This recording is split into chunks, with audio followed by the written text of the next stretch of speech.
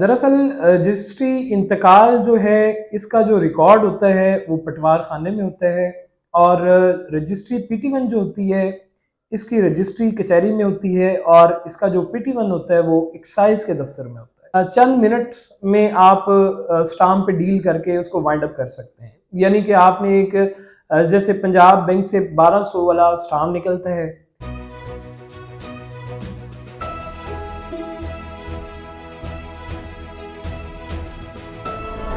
अस्सलाम वालेकुम व्यूअर्स, अली भाई नसीम मार्केटिंग के प्लेटफॉर्म से आपकी खिदमत में हाजिर है।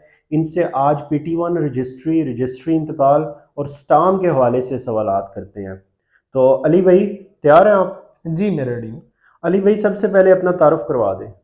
जी मैं Ali Musa, general secretary Al-Faisal town real estate federation से आपसे मुखातिब हूँ। ठीक हो गया।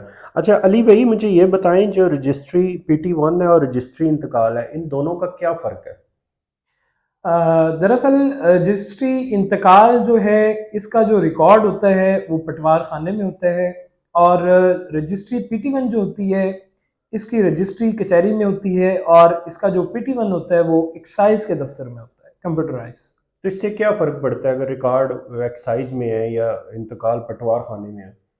जी बेसिकली फ़र्क तो कोई भी नहीं पड़ता, दोनों ही सॉलिड हैं। और दोनों के जो मतलब ट्रांसफ़र रेट्स हैं, चार्जेस हैं, वो भी सेम है, उसमें भी कोई फ़र्क नहीं है। और जैसे रजिस्ट्री इंतकाल में भी वरासत होती है, सेम इसी तरह PT1 रजिस्ट्री में भी वरासत होती है। तो बेसिकली ये दोनों सिक्योर है। जी बिल्कुल सिक्योर है। अगर बैंक लोन के हवाले से बात की जाए तो वो सिर्फ रजिस्ट्री इंतकाल पे ही आपको बैंक लोन वगैरह मिलता है। उस लिहाज से लोग इसको लाइक ज़्यादा करते हैं।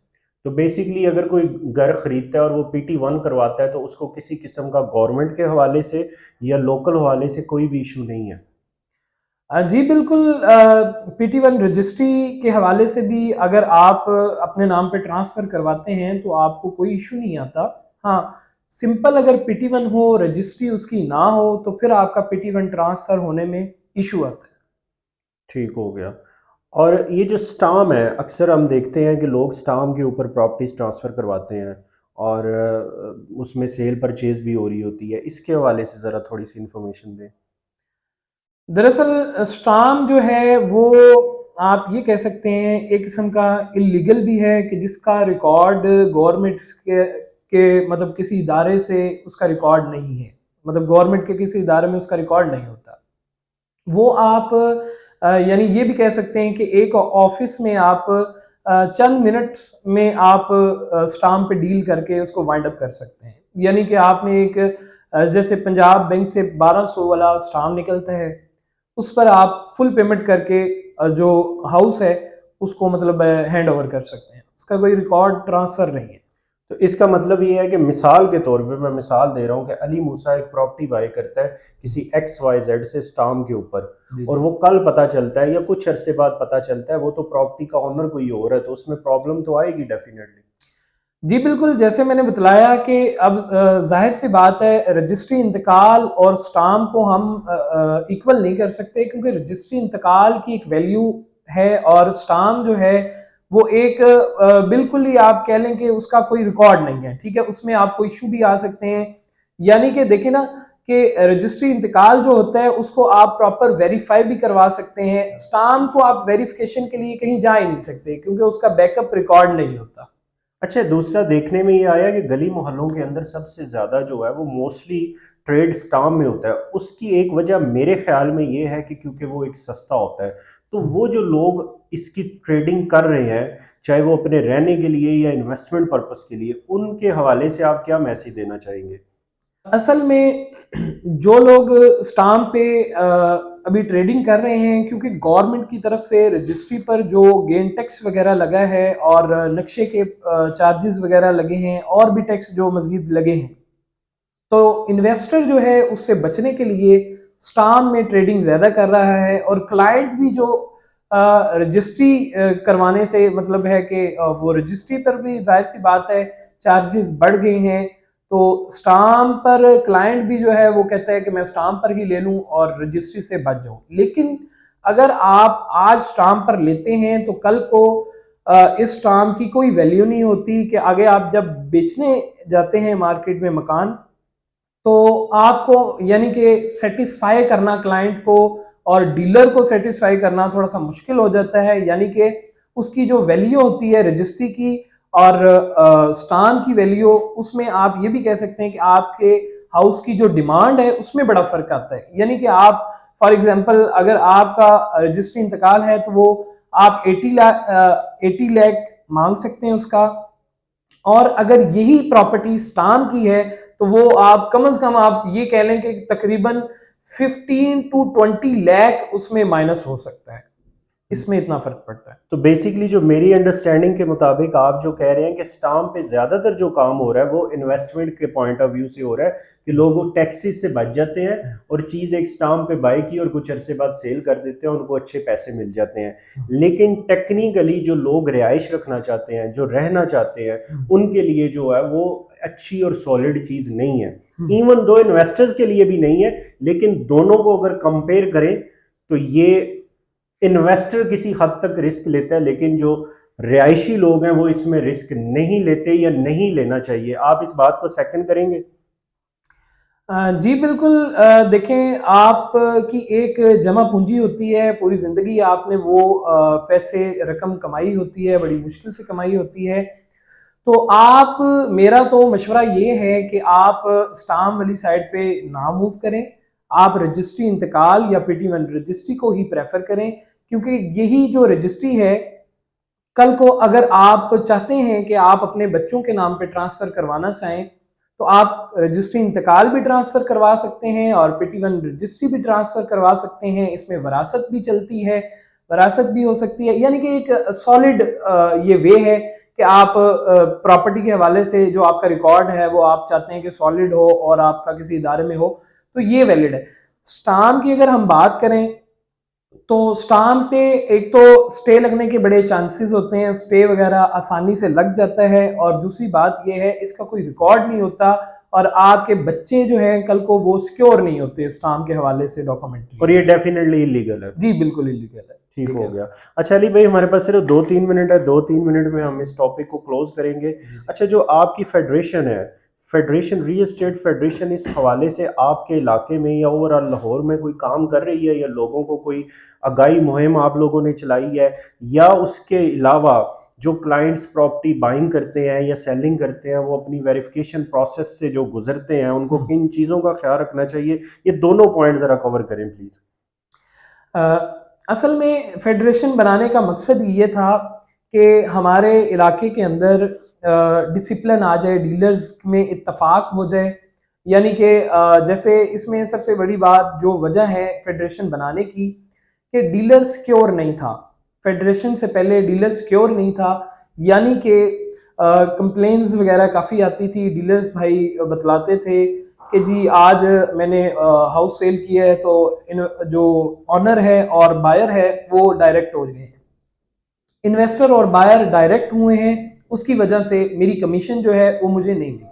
अच्छा सर, इसमें इसमें डीलर्स तो सिक्योर हो गया। जी जी। डीलर आपने सिक्योर कर लिया कि बॉडी बनी है ताकि सबको अपना अपना कमीशन अपनी जगह पे मिले, लेकिन दूसरी बात ये क्लियर कर दें कि बायर को इससे क्या प्रॉब्लम्स आ सकती हैं अगर वो डायरेक्ट सेलिंग और बाइंग करता है रेदर देन किसी प्रॉपर्टी डीलर, किसी रियल्टर के पास जाने के, वो डायरेक्ट हो जाते हैं, तो वो भी तो एक रिस्क हो सकता है। सिक्योरिटी का पॉइंट ऑफ व्यू, कोई किसी के साथ गलत बयानी कर सकता है, किसी को बुला के पैसे लेके या लेन देन में डॉक्यूमेंटेशन में उनसे गलती हो सकती है।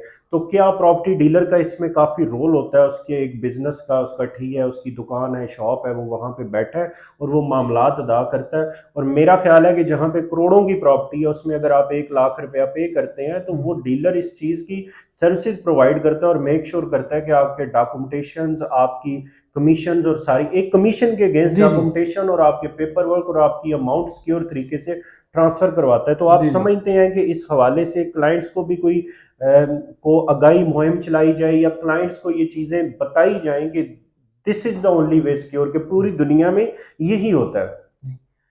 देखिए, आप, मैं तो बिल्कुल आपको यही मशवरा देता हूँ, जो प्रॉपर्टी एजेंट होते हैं उनका एक एक्सपीरियंस होता है, क्योंकि उनकी फील्ड यही होती है। आप वो बड़े रिस्क से बचाते भी हैं और डॉक्यूमेंट्री भी आपकी कंप्लीट करवाते हैं, आप अपनी कमीशन बचाने के लिए अपना नुकसान ना करवाएं। एक तो मेरा ये मशवरा है आपको।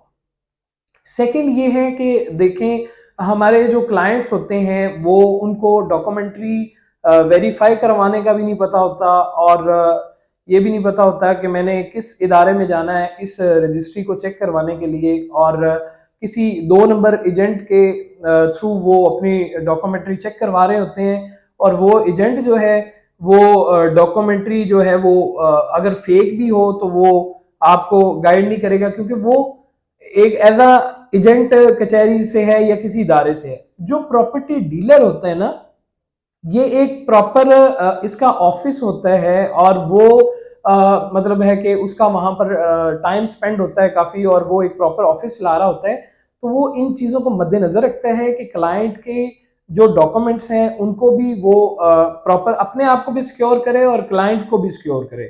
डॉक्यूमेंट्स वो तसल्ली से चेक भी करवाते हैं, और आपकी पेमेंट जो है वो बेहतरीन तरीके से उसको यानी कि इन्वेस्ट करता है, ताकि आपको कल को भी कोई प्रॉब्लम ना आए। अली भाई, सबसे पहले आपने जो बात की है कि डीलर्स के पास जाके आपको प्रॉपर्टी परचेज करनी चाहिए, तो इस हवाले से मुझे एक चीज़ करें बताएं कि अक्सर प्रॉपर्टी डीलर जो है वो फ्रॉड करते हैं, 2 नंबरियां करते हैं, लोगों को लाखों रुपए का नुकसान करवाते हैं। तो आप इस हवाले से क्या कहेंगे कि किस तरह पता चले कि ये डीलर ठीक है और यहाँ से जो है वो डील ली जाए?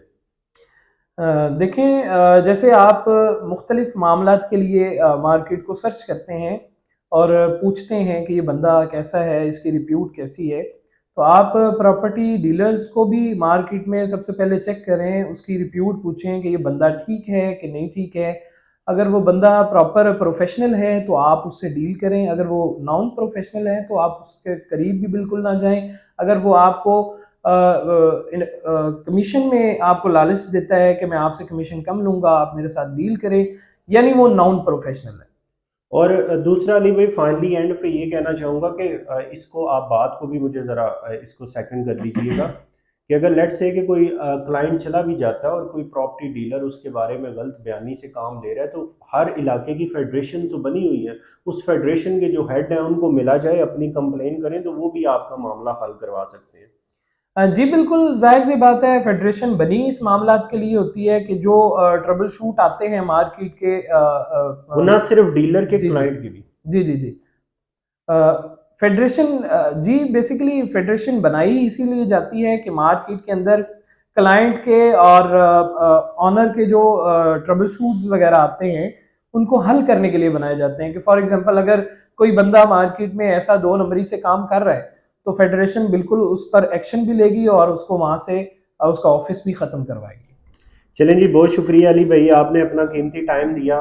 तो बेसिकली जो हमें समझ आई है वो आपको भी ऑलमोस्ट यही मेरा ख्याल है, जो मेरी अंडरस्टैंडिंग है वही आपको ये होगी कि स्टाम पे आप रिस्क ना लें, क्योंकि स्टाम एक रिस्की काम है, और जो स्टाम पे काम करते हैं वो ओबियसली कुछ इन्वेस्टर होंगे, वो रिस्क लेते हैं, उनके पास बैक एंड पे पैसे पड़े हैं, वो लोगों को एक दूसरे को जानते हैं, उनके रिलेशन होते हैं, तो उस बेस पे वो जो है वो अपने रिस्क ले लेते हैं। लेकिन जो एक आम बायर है उसको स्टाम्प पे प्रॉपर्टी खरीदने से अवॉइड करना चाहिए, ये अली भाई ने बताया। और आप बेहतर है कि रजिस्ट्री इंतकाल की तरफ जाएं या PT1 रजिस्ट्री की तरफ जाएं, जो कि लीगल है, जिससे आपकी प्रॉपर्टी के साथ अल्लाह ना करे कोई ऊंच नीच हो, तो आप उसका उस चीज़ को हासिल करने के लिए, अपना राइट लेने के लिए अदालतों के दरवाजे खटखटा सकें। तो अपना बहुत सारा ख्याल रखिएगा, और अगर आपको वीडियो पसंद आए चैनल को लाइक और सब्सक्राइब कर दीजिएगा।